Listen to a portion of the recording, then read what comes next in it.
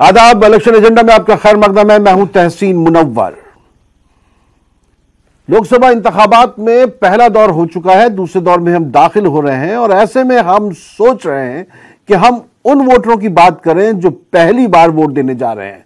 First time voter, first time voters यानी पहली बार जो वोट देने जा रहे हैं, उनको लेकर क्या सियासी पार्टियों ने कोई खास लाएअमल तरतीब दिया है या उनका मानना यही है कि इसी शोर शराबे में वो भी अपने बुजुर्गों के रास्ते पर चलते हुए वो जिसे वोट देंगे उसी को वोट दे देंगे। आखिर ये जो पहले बार वोट देने वाले हमारे नौजवान हैं जो 18 से लेकर 20 साल की एज ग्रुप में या 20 से 22 या उससे ज्यादा उम्र के लोग हैं, ये बच्चे जो हैं, ये नौजवान जो हैं, ये क्या सोच रहे हैं इन इंतखाबात को लेकर? 2019 के लिए उनके क्या मानी है? वो जब वोट देने जाएंगे तो उनके जहन में क्या चीजें होंगी? क्या ये जो नए वोटर्स हैं जो पहली बार वोट देने जा रहे हैं, क्या सियासी पार्टियां इनके बारे में सोच रही हैं? हमने देखा था कि वजीर आजम नरेंद्र मोदी ने जब न्यूज़ 18 के साथ बात की थी तो उन्होंने जो फर्स्ट टाइम वोटर है उसको बराह रास्त मुखातिब भी किया था।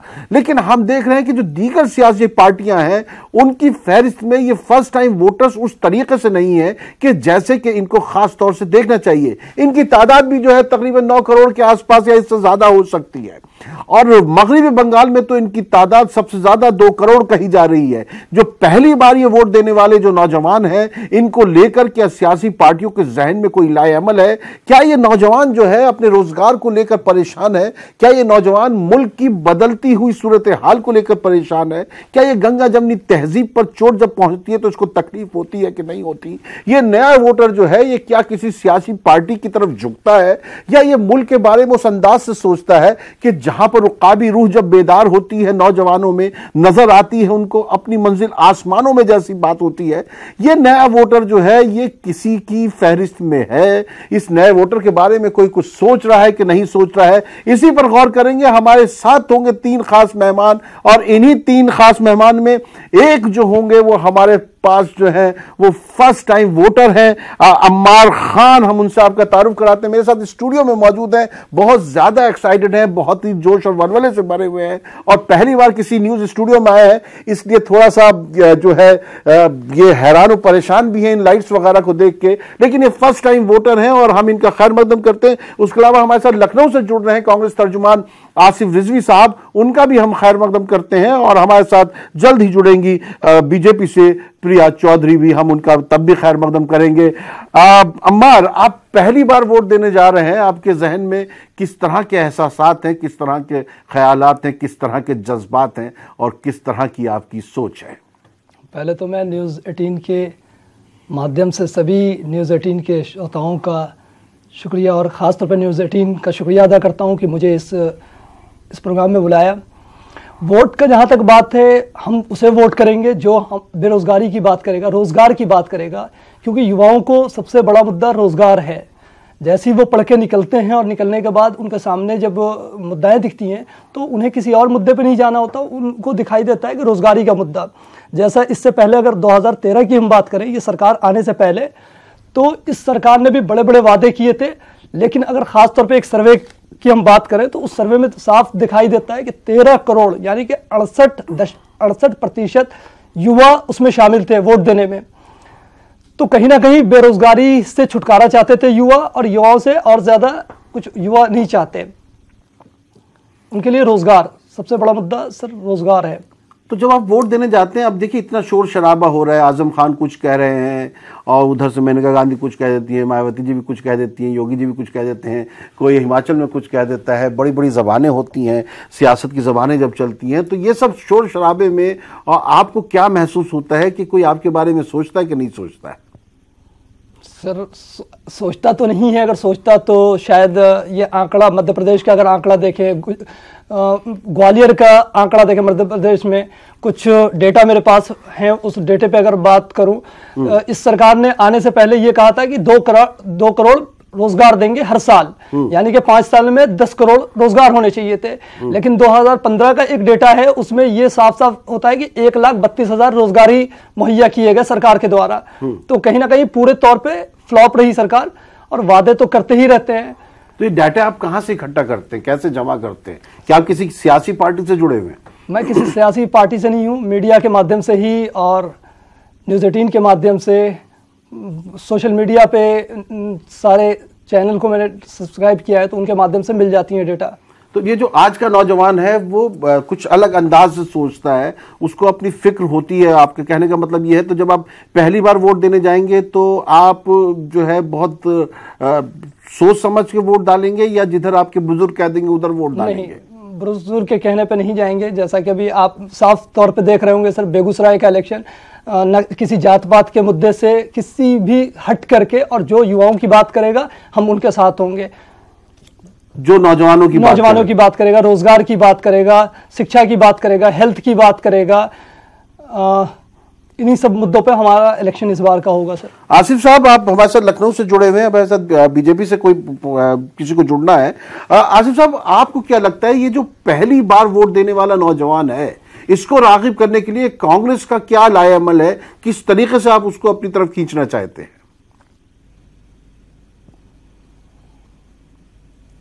सबसे पहले तो मैं आपको यही बता दूं कि जो 18 वर्ष का मत अधिकार है, ये राजीव गांधी जी ने दिया था।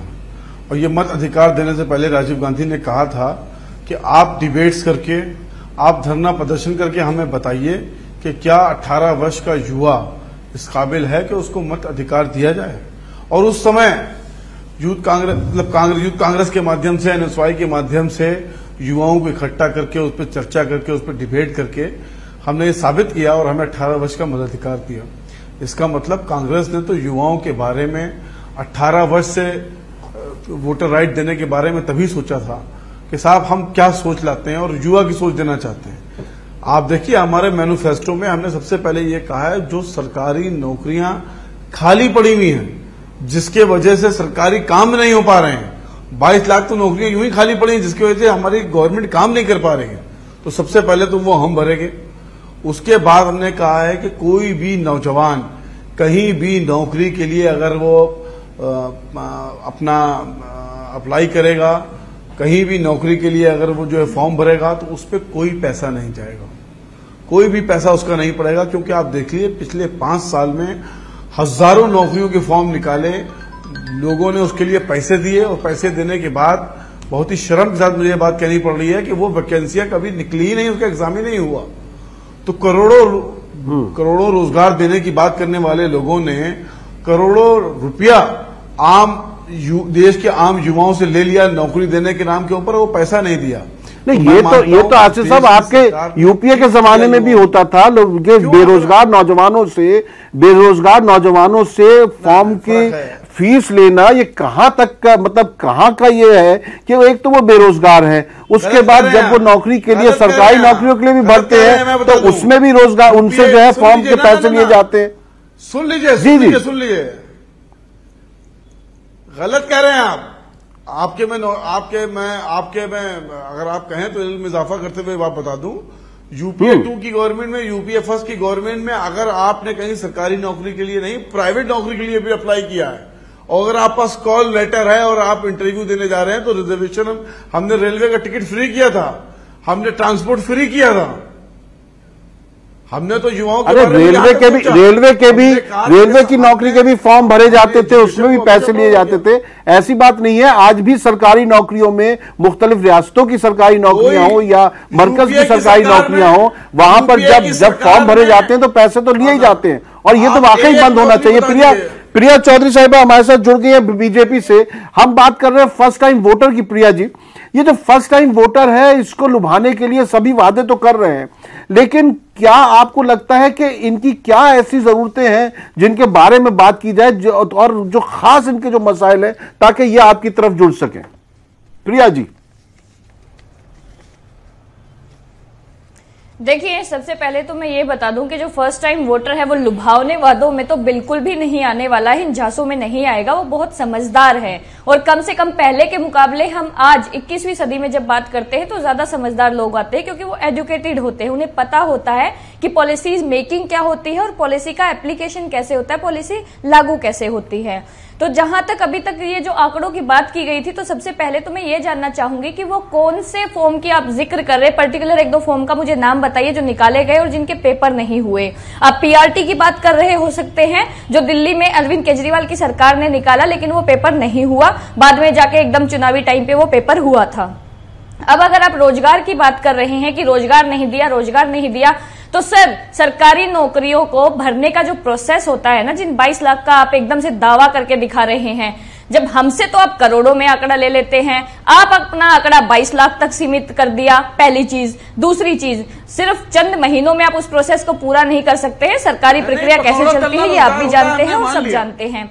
तीसरी चीज, अगर आपके पास रोजगार को लेके ऐसी ठोस नीति है रोजगार को लेके, तो आप 72,000 का जुमला क्यों लेकर आए? आप कोई ठोस नीति लाते ना, आप बताते कि आप किस सेक्टर में क्या रोजगार पैदा करने वाले हो, सेक्टर को किस किस तरह से इंप्रूव करोगे। हमने जैसे बताया है कि हम 100 करोड़ का निवेश करेंगे, 100 लाख करोड़ का निवेश करेंगे, हमने ये बताया साफ साफ। हमने ये बताया कि 200 केंद्रीय विद्यालय खोले जाएंगे। आप उस तरह से बताते ना, आपने कहा शिक्षण संस्थान बढ़ा देंगे, कितने बढ़ा दोगे, कब तक बढ़ा दोगे, कोई आंकड़ा नहीं दिया है। हमने कहा मेडिकल में 18,000 सीटें, एमबीए में 16,000 सीटें बढ़ाई जाएंगी, इतने एयरपोर्ट खोल दिए जाएंगे। आसिफ साहब, जो प्रिया जी बात कर रही हैं, वो कौन कौन सी नौकरियां थी जिनपे जो है फॉर्म भरे गए और वो दिए नहीं गए? एक तो मेरे ख्याल से टीचर्स वाला ही है।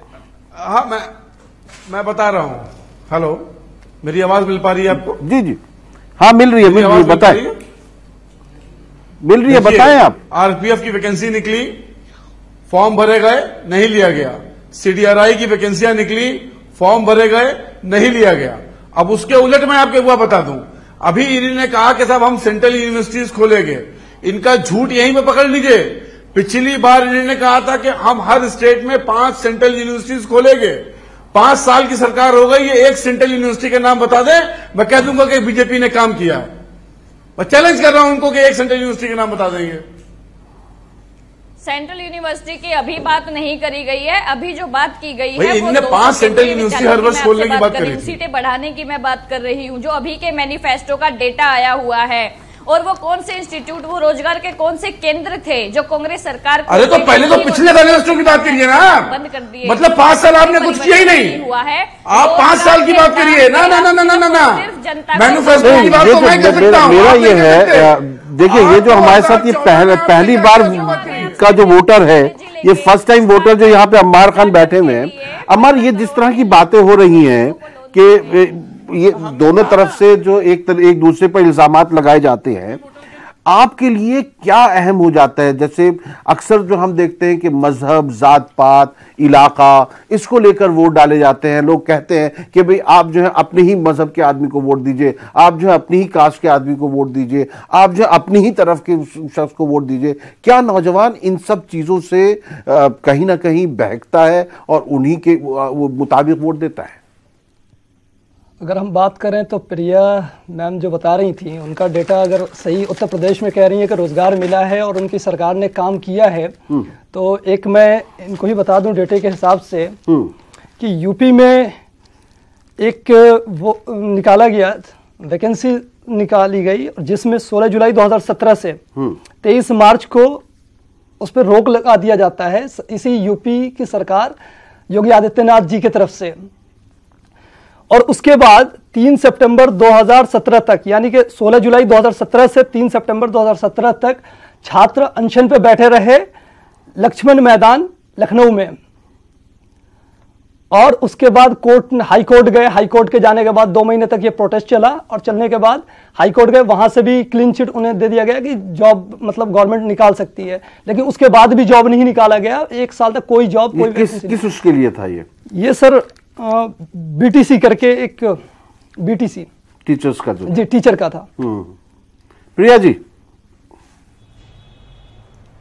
तो पूरी की पूरी तौर पे तो ये सरकार फ्लॉप सरकार है अगर हम बात करें भारतीय जनता पार्टी, क्योंकि युवाओं ने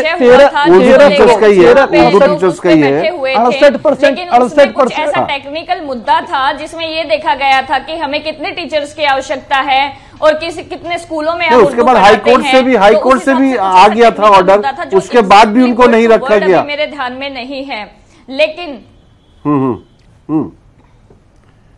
उत्तर प्रदेश के अलावा मैम अगर हम बात करें उत्तराखंड की, उत्तराखंड में इस सरकार ने बहुत ज्यादा, उत्तराखंड तो में क्या अमर आपके पास पूरे डाटा मौजूद है, मैं देख रहा हूँ, लेकिन जब आप लोग ये वोट देने जाते हैं तो क्या आपके जहन में ये सारी चीजें होती हैं? सिर्फ आपकी बात नहीं कर रहा, जो आपके साथी हैं जिनका नाम आपसे मिलता जुलता हो सकता है, ना हो सकता है वो आपकी यूनिवर्सिटी में नहीं पढ़े हों, तो क्या वो भी इसी अंदाज से सोचते हैं या उनके अंदर भी वो जो जज्बाती मुद्दे वगैरह थे उनको लेके बह जाते हैं? सर, अगर बात करें, सरकार ने लुभाने की बहुत कोशिश की मंदिर मस्जिद पे, लेकिन इस बार जहां तक मुझे लगता है कि खाली सरकार नहीं, सभी पार्टियां तो उसमें शामिल होती हैं, लेकिन इनके पास फुल बहुमत सरकार थी, मंदिर बनाने के वादे थे, मंदिर कहाँ गए? और हत्याएं वैसी हो रही हैं गौरक्षक के नाम पे, लिंचिंग हो रही है, और कोई उसमें हर धर्म के लोग पिस रहे हैं। रोजगार चाहिए, मेन मुद्दा रोजगार, पेट ही नहीं भूखा थोड़ी कोई वो करेगा, मंदिर में जाकर पूजा करेगा। सबसे पहला रोजगार, युवा का यही मुद्दा है। प्रिया जी देखिए, ये फर्स्ट टाइम वोटर हैं और ये इस अंदाज से सोच रहे हैं, तो क्या कैसे कर रहे हैं? हाँ जी प्रिया जी। जनाबे अली, अगर दामने वक्त में गुंजाइश हो तो एक सवाल मैं भी पूछ लूं, बस ये एक बात का जवाब दे दें कि 2014, नहीं सर, एक सवाल मेरा जवाब दे दिएगा। 2014 में मीडिया के सामने कम से कम 20 बार हमारे देश के प्रधानमंत्री जी ने यह बात कही कि हमारे पास काले धन वालों की लिस्ट है। वो काले धन वालों की लिस्ट 5 साल में कहां चली गई मोदी जी के पास से? बस इसका जवाब दे दीजिए। विदेश में रखा काला धन कब आएगा? 5 साल में, मतलब 100 दिन का वादा किया था। ये जवाब एक बार बता दिए 5 साल में क्यों नहीं आया? वो लिस्ट कहां गई? कितने लोगों के स्विस बैंक में खाते खुले हुए हैं, कमीशन ले लिया। बैंक का वो डेटा इंटरनेशनली निकाल के देखिए आप। इसका आपके कहने मतलब है कि आपने कमीशन खा लिया हुए हैं वहां पे। और स्विस, ये तो भारतीय जनता पार्टी ने भी कहा था कि 15 लाख सबके खाते में आएंगे, कुछ भी शब्द बोलोगे आप, बात तो सुन लीजिए पूरी। मैंने ये कहा कि एक भी नया वहां पे कोई खाता नहीं खुला है, पहली चीज। दूसरी चीज, आपने जिन शर्तों पे वो पहले वाले अकाउंट खोले गए काले धन के, वो रातों रात नहीं दे सकते हैं। उनकी भी अपनी पॉलिसी है, इंटरनेशनल बाध्यताएं हैं। उनके साथ एक डील साइन की गई है कि वो हमें एक पर्टिकुलर टाइम पीरियड के अंदर वो लिस्ट देंगे कि किन लोगों का कितना पैसा है। इंटरनेशनल झूठ बोल रहे थे आप, मतलब प्रधानमंत्री जी ने झूठ बोला था ना, ऐसे ही नहीं हो जाता। आप एक्सेप्ट करिए कि उन्होंने झूठ बोला। के साथ आप गठबंधन करने के लिए तड़प रहे हैं। वोट देने का भी अधिकार छीना जा रहा है मैम। 2014 में झूठ बोला था उन्होंने। लाख की फैमिली का पूरा 2014 में मोदी जी ने झूठ बोला था कि उनके पास कोई लिस्ट नहीं है, कि ये सरकार जनता को तो झूठ क्यों बोला था? करती है, कैसे कह रहे हैं? 2014 में उन्होंने झूठ बोला था। ना ना ना ना, भाग रहे हैं आप लोग, आप हट रहे हैं। इसका जवाब दिया कि 2014 में झूठ बोला था, भागे हैं क्योंकि झूठ बोला था, कमीशन खा लिया। क्या है? जाके ध्रुवीकरण करने की कोशिश, चौकीदार चोर है, क्योंकि आप ये फर्स्ट टाइम चौकीदार चोर है, इसलिए आसिफ साहब तो कमीशन खा लिया तो झूठ बोला। जिनका पूरा खानदान बेल पे घूम रहा है। एक मिनट, चौकीदार चोर है, जवाब दिए। बाहर माता जी है, वो अलग। आसिफ साहब ये देखिए, यहाँ पे दलीलों के साथ बात कीजिए। आसिफ साहब, इस तरह के नारों से बात मत कीजिए, यहाँ पे दलीलों के साथ बात कीजिए। ये बताइए कि जो नया वोटर है, उसके लिए आपके पास क्या क्या प्लान है, क्या क्या प्रोग्राम है, ये जो फर्स्ट टाइम वोटर है उसको लाने के लिए? ऐसे झूठ बोल के कोई आदमी नहीं निकल सकता। मोदी जी ने नहीं, ऐसे झूठ बोल के कोई नहीं निकल सकता। मोदी जी ने 2014 में लिस्ट दिखा के कहा था कि ये लिस्ट मेरे पास है काले धन वालों की, यदि 100 दिन में काला धन नहीं आया तो बीच चौराहे पे मुझे फांसी दे देना। अब मैडम जी बता रही है कि इंटरनेशनल रूल होते हैं। नहीं, मुझे बताइए, फर्स्ट टाइम वोटर के लिए ये कितना इंपॉर्टेंट है? तो पहले माने झूठ बोला। फर्स्ट टाइम वोटर के लिए 2014 के बयान कितना अहमियत रखते हैं, ये भी इम्पोर्टेंट है। करके समय दीजिए, भाई वोटर ये चाहेगा कि हमारा प्रधानमंत्री झूठा ना हो। ठीक है, प्रिया जी जवाब दीजिए। प्रिया जी जवाब दीजिए जी। बिल्कुल वोटर ये चाहेगा कि हमारा जी बिल्कुल वोटर ये चाहेगा कि हमारा प्रधानमंत्री आलू से सोना निकालने वाली मशीन ना लगाए, जिसे ये ना पता हो गन्ने का साइज क्या होता है, जिसे ये ना पता होता कि खेत में लौकी का साइज क्या होता है। वैसा प्रधानमंत्री तो बिल्कुल नहीं चाहता है। देश ऐसा प्रधानमंत्री चाहता है जो सख्त डिसीजन लेना जानता हो, जो एक लंबा टाइम लेकर चलता हो, जिसके पास पॉलिसी मेकिंग की स्ट्रेटेजी हो, जो ये कहता है कि 2030 तक देश से गरीबी खत्म हो जाएगी, तो 2022 तक जिसका टारगेट है कि गरीबी को 10% तक ले आएगा। और वो गरीबी कैसे दूर होगी? वो उनको जाके पैसे उनकी जेब में डालने से दूर नहीं होगी, उन्हें सशक्त बनाना होगा हर किस्म से। वो 1.5 करोड़ आवास उनको दिए जाएंगे जिनमें वो रहने के लिए उनके ऊपर छत आएगी, उन्हें उज्ज्वला गैस कनेक्शन दिए जाएंगे, उनके घर में बिजली दी जाएगी, उनके घर में पानी दिया जाएगा। अब आप जो है पहली बार वोट डालेंगे किलोमीटर की दर से आप जो है आपके जहन में 2014 में जो झूठ बोला था इस सरकार के पिछले 5 साल रहेंगे, या इस सरकार ने जो आइंदा 5 बरस के लिए जो बातें कही हैं वो रहेंगी, या जो अपोजिशन है वो जो बात कर रही है वो रहेगा, या आप जब वोट डालेंगे तो आपके जहन में कोई वजीर आजम का चेहरा होगा कि नहीं होगा?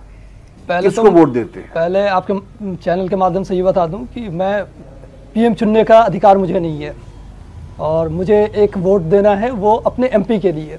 तो हमारे जिला में कैसा एमपी अपना बढ़िया से बढ़िया जो हमारे जिले के लिए काम करे उसको मैं चुनने के लिए। तो आप पार्टी देखेंगे या कैंडिडेट को देखेंगे, या उसका मजहब देखेंगे, या उसको जो है उसके काम को देखेंगे, या उसका पूरा रिकॉर्ड देखेंगे? रिकॉर्ड देखना जरूरी है, क्योंकि रिकॉर्ड के साथ साथ वोट करना बहुत जरूरी है कि उसका रिकॉर्ड क्या रहा है, उसने किस तरीके चाहे वो किसी भी पार्टी से हो, वो किसी भी पार्टी से हो, ये हमारा जानना जरूरी। लेकिन प्रिया जी मैम का जो आंकड़ा था शायद पूरा का पूरा फ्लॉप दिख रहा है मुझे 5 साल में। तो मुझे नहीं लगता भारतीय जनता पार्टी को वोट, वैसे नहीं, अगर भारतीय जनता पार्टी से कोई अच्छा उम्मीदवार होगा तो क्या करेंगे आप? उसको वोट देंगे। अच्छा जो होगा, अगर अच्छा उम्मीदवार होगा तो आप उसको वोट देंगे, क्योंकि 5 साल में बहुत सारे वादे रहे, बहुत हुआ किसानों पर अत्याचार। अब की बार इनकी सरकार महिलाओं की 30 सेकंड में जरा अपनी बात पूरी कीजिए। ये अम्मार का मुझसे अगर आपको वोट लेना हो तो क्या कहेंगे इनसे आप? देखिए, हमने कहा है कि युवाओं हम राइट टू एजुकेशन लाए, राइट टू फूड लाए, हमने नरेगा जैसी स्कीम दी। हम अभी किसी भी हालत में कहीं पर भी युवाओं को जो इंटरव्यू देने जाएंगे कहीं उनका कोई पैसा नहीं खर्चा होगा इस पर लगाएंगे। और अब इलेक्शन से पहले तो आप थे, और हम झूठ नहीं बोलेंगे। सबसे बड़ी बात है जो भी बात है सच सच सामने रखेंगे। आप नए वोटर से क्या कहना चाहेंगे? झूठे वादे नहीं करेंगे प्रिया जी, हम झूठे नहीं है। Priya ji, first time voter से आप क्या कहेंगे? ठीक है प्रिया जी। साफ नियत, सही विकास 2014 में बोला था। बिल्कुल मैं यही कहती हूं कि आप ये देख के वोट दीजिएगा कि नेतृत्व क्षमता, सशक्त निर्णय, देश का विकास।